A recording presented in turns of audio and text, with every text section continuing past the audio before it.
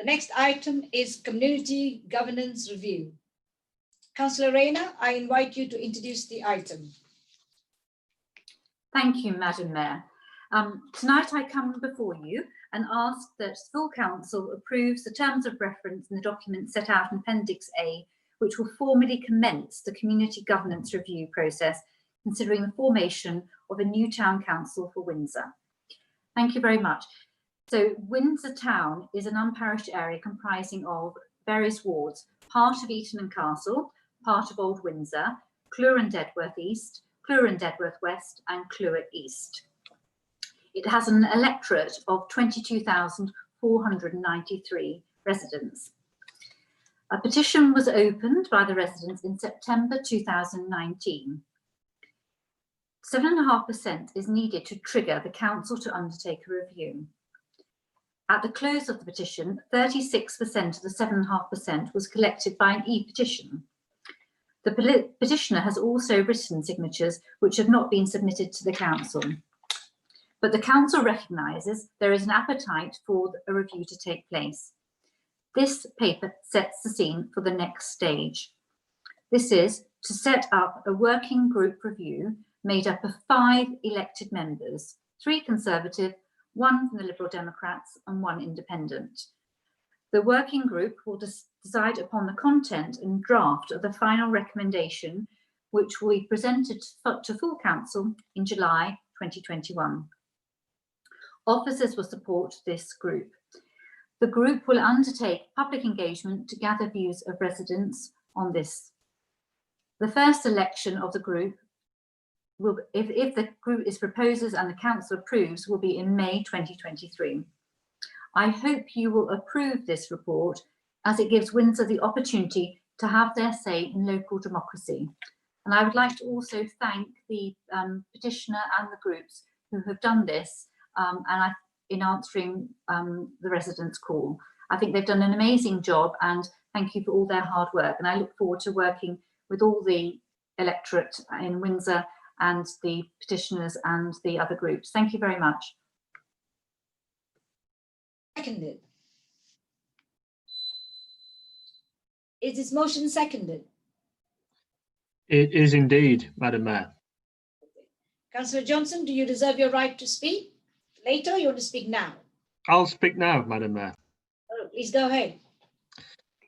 Thank you. It gives me great pleasure to second this report before us this evening, Council. You will recall at the end of May, I gave a very firm statement of intent that we would indeed be bringing forward a paper commencing the terms of reference for the governance review in relation to Windsor Town Council. I am very pleased to be able to honour that statement of intent by seconding this motion before us this evening.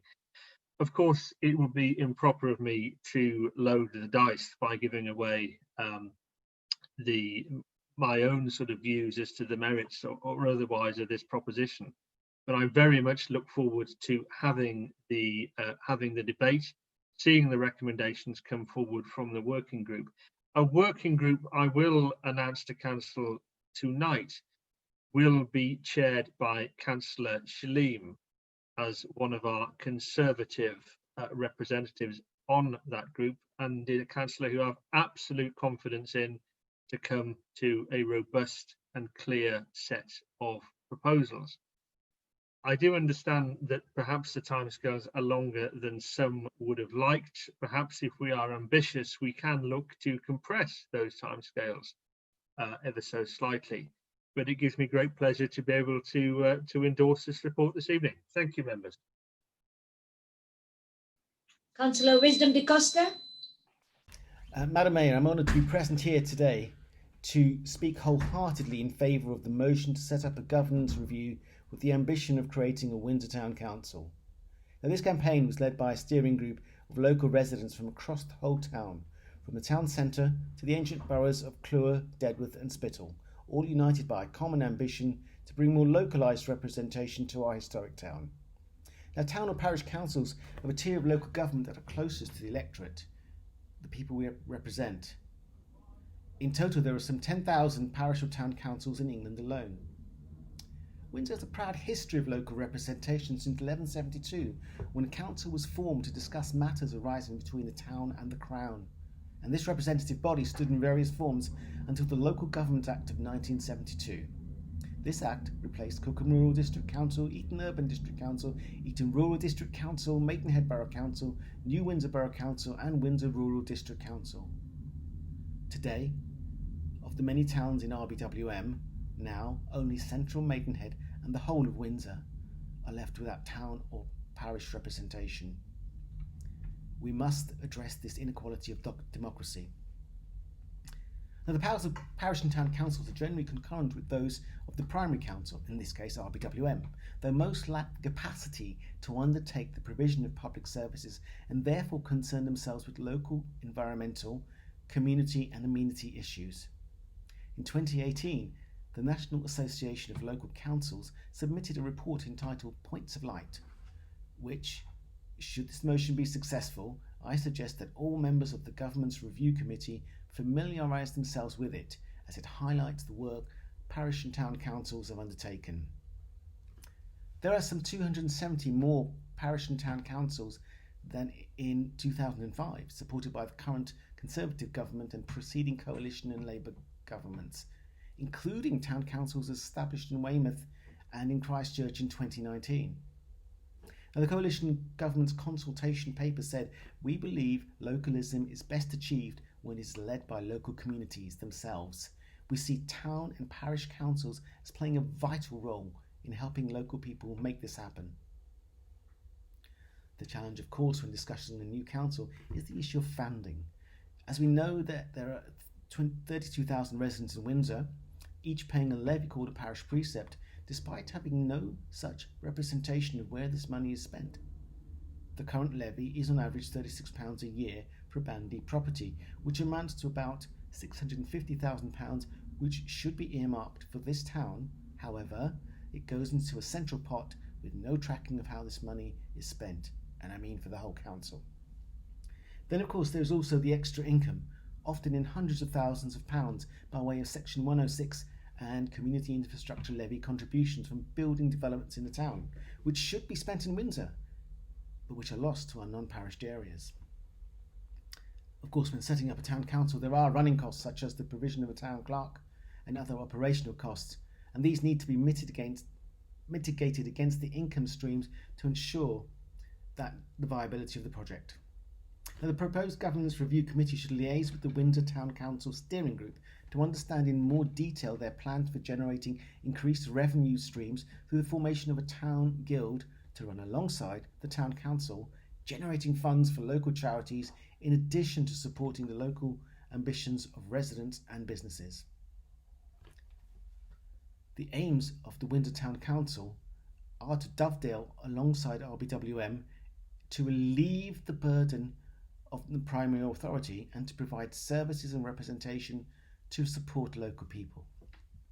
In all of this, the Governance Review Committee will play an integral role in ensuring that the outcomes benefit residents across the borough, not just in Windsor. Therefore, here are some areas that I think they should consider.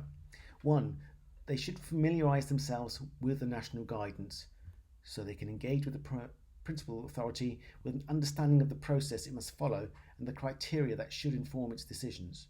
2, to reciprocate a working relationship with all impacted councillors during the review. 3, to produce a definitive list of groups to be consulted from across Windsor, including neighbourhood planning, residents associations, the Chamber of Commerce, historical societies, cultural and religious groups, supporting organisations and charitable groups, to name just a few. 4, to involve the National Association of Local Councils and the County Association of Local Councils for advice and guidance in the process. This might also support any arising, persisting boundary issues, such as the claim by the residents west of Ruddles Way and Tinkers Lane, who are currently, oddly, in the Bray parish and may wish to be considered as part of the Windsor Town Council area. And 6, to consider a shadow town council group to be formed ahead of elections to enable early elections with a shortened term to allow for a bedding down process. In 1972, the new arrangements were implemented a year ahead of the implementation. To conclude, Therefore, we have an opportunity here to really engage the local community. And if I might paraphrase Bob Neal, MP for Bromley and Chislehurst, there was a real opportunity for residents and councillors to have a far more fulfilling, rewarding roles, exercising genuine choice and power, changing the face of neighbourhoods and making a difference to people's lives. This sets the scene for the most radical shake-up of power there has been for a generation. Be as ambitious as you can. Be as radical as you can. Be as bold as you want. From now on, accountability is to the people. I therefore support the motion and urge all of you with local democracy at the heart of your work to follow suit and bring accountability back to the people. Thank you. Councillor Karen Davis. Thank you, Madam Mayor. Thank you very much. I'm delighted to support the motion to set up a community governance review to consider the formation of a new town council for Windsor. Creating a town council for the unparished parts of Windsor would restore local governance, something that the town previously enjoyed for over 700 years, and the value of which the existing parish and town councils across the borough continue to ably demonstrate. Liberals have always believed that power should be devolved to the lowest practical level, and we believe establishing a town council would provide a clear and distinct voice for Windsor. As both Councillor Rayner and Councillor Da Costa alluded to, residents from across the whole town have come together to further this aim, including Councillor Teasey and myself, who promised to ask residents if they would like a town council in our election pledges. And I would like to pay tribute to the collegiate spirit in which the Windsor Town Council steering group has proceeded, led by Richard Endicott and initially chaired by the late Dee Quick, who was also a former mayor of this borough. In this spirit, I look forward very much to working with the Community Governance Review Working Group to shape a future town council for Windsor, and I urge members to support this motion. Thank you. Thank you. Thank you. Councillor David Coppinger. Madam Mayor, councillors, as lead member for Maidenhead, many councillors and residents of Maidenhead are asking me, why aren't you following in parallel? I'd like to explain. This is very much new territory for us. We may well make mistakes along the way, and I really want to learn from them. But I hope that in due course, I will be sitting in this room and making the similar presentation about Maidenhead. So watch this space, but let's learn the lessons first. Thank you. Councillor Rayner. Second, Councillor, I think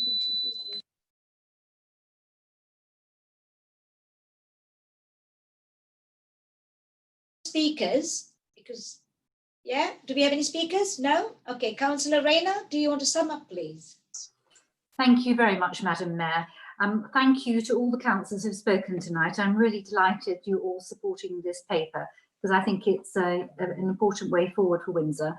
Windsor has an incredibly wonderful and thriving community, and we're all completely passionate about Windsor. So it's a great opportunity now for everyone to have their say on the democracy in Windsor and its future. So I'm very pleased and proud that we can take this paper forward if everyone agrees. And I'm very proud to be lead member for Windsor. I love the town, and I think that this hopefully will strengthen Windsor. Thank you very much. Please support the paper. Thank you. It is agreed unanimously.